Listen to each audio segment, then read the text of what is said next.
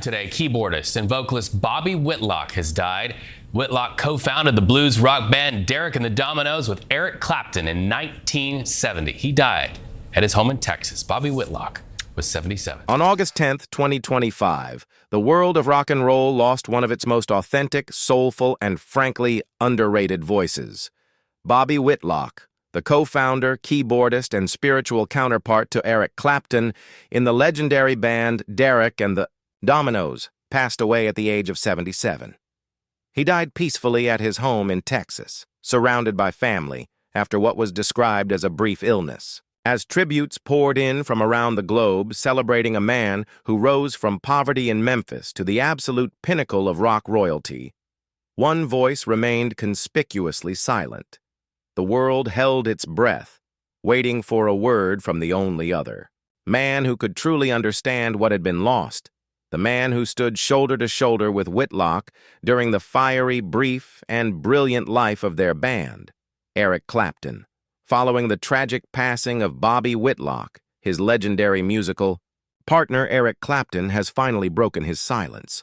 Clapton released a deeply personal and emotional statement about the man with whom he created one of rock's most iconic albums.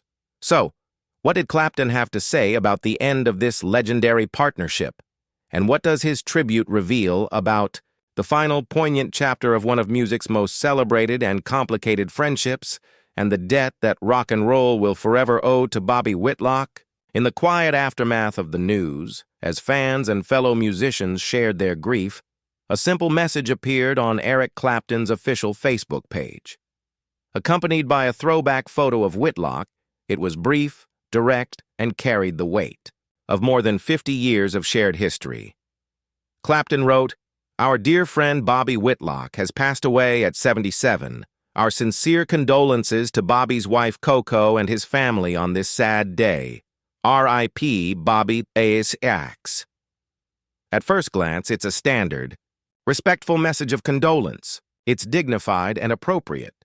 But to really get the weight of these few words, you have to understand the 5 decades of soaring highs, crushing lows, and long periods of silence that came before them.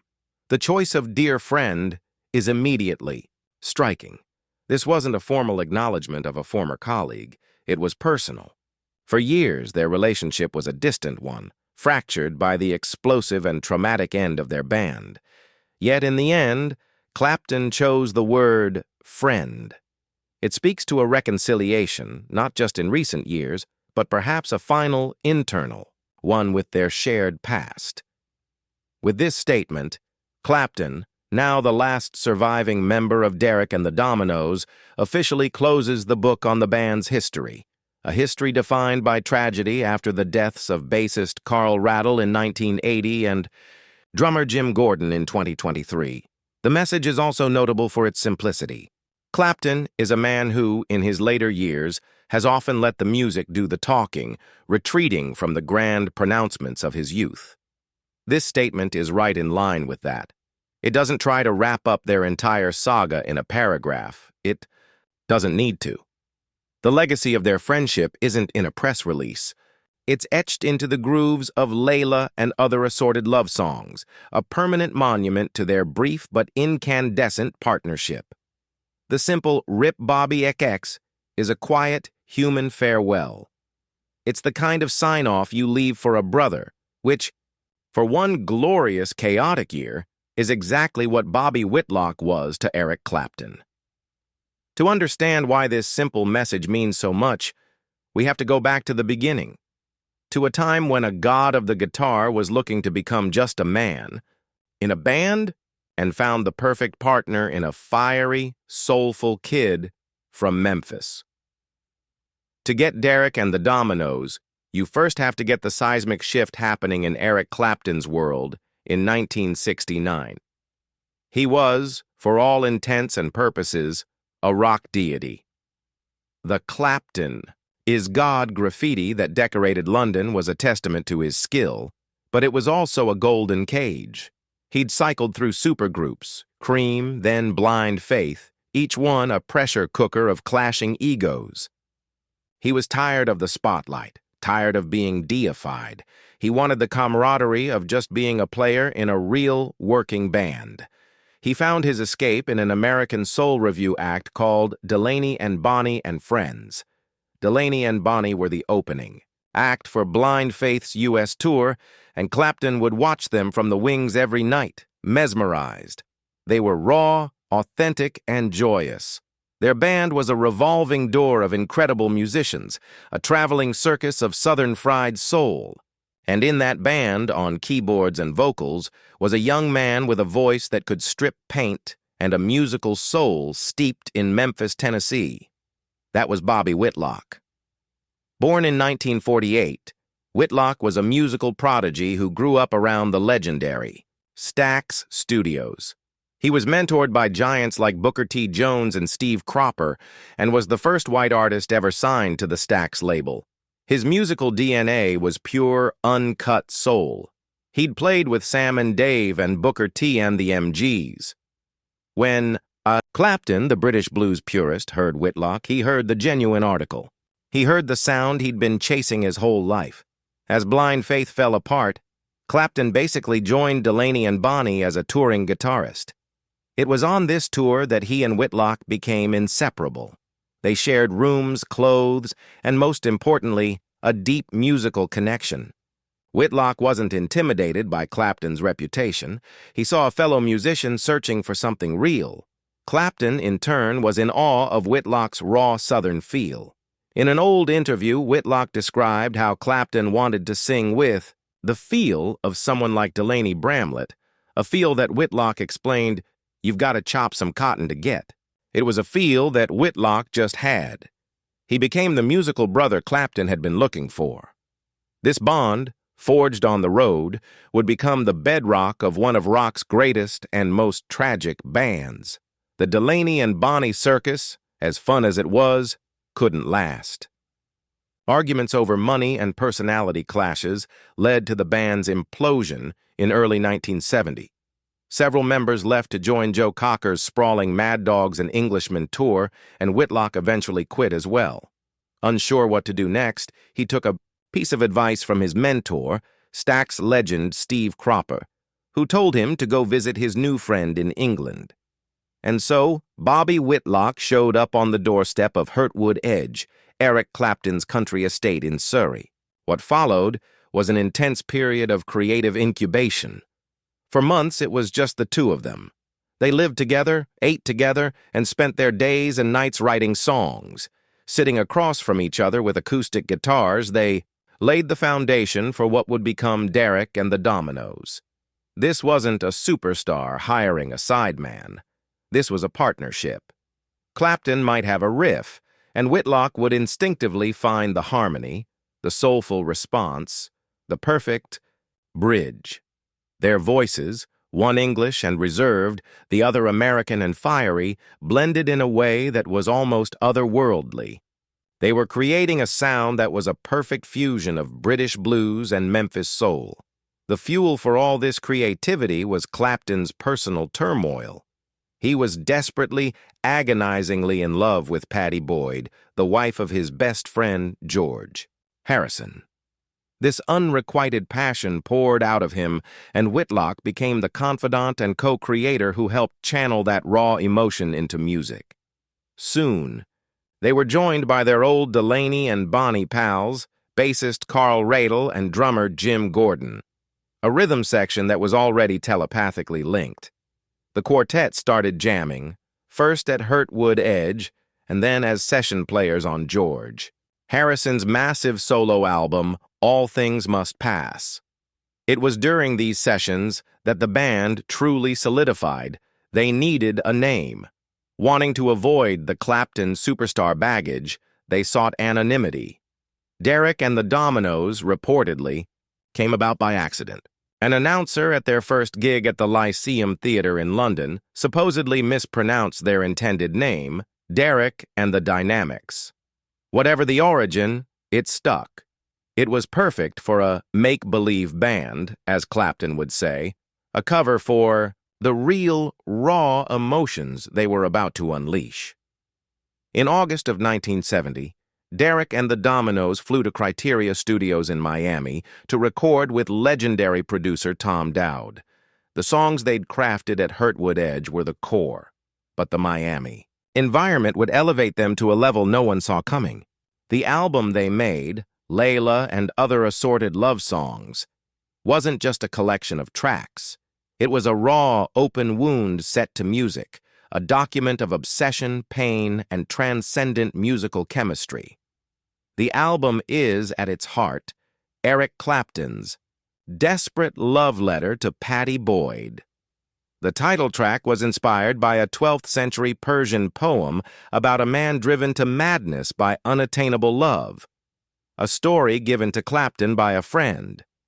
But while Clapton provided the anguish, it was his partnership with Bobby Whitlock that gave it a voice. Their co-writing credits are a testament to their symbiosis.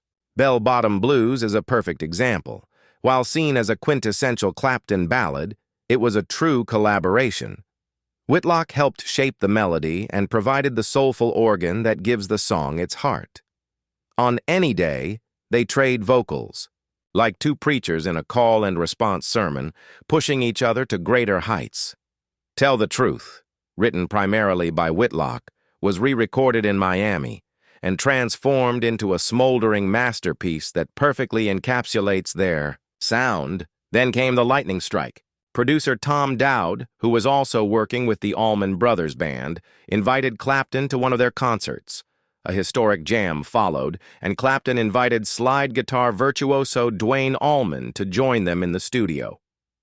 Allman's arrival was the final magical ingredient.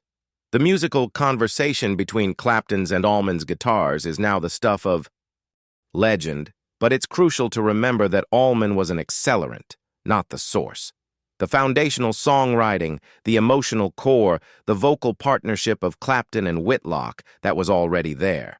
The resulting double album was a sprawling, emotionally exhausting masterpiece. Yet, when it was released in November 1970, it was a commercial dud. The title track was long, the band's name was anonymous, and the raw pain was maybe too much for radio.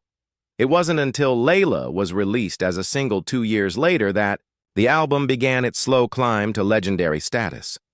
By then, the band that created it was already gone. The chemistry that fueled Derek and the Dominoes was volatile. It produced a masterpiece, but it was too intense to last. The band's downfall was as swift as its ascent, a tragic mix of drugs, exhaustion, paranoia, and heartbreak. The very forces that made the music so powerful ultimately tore them apart. After recording Layla, the band hit the road for a U.S. tour. On stage, they were brilliant, but off-stage, the darkness was closing in. Escalating drug use began to take a heavy toll, and the camaraderie of Hurtwood Edge was replaced by tension and isolation.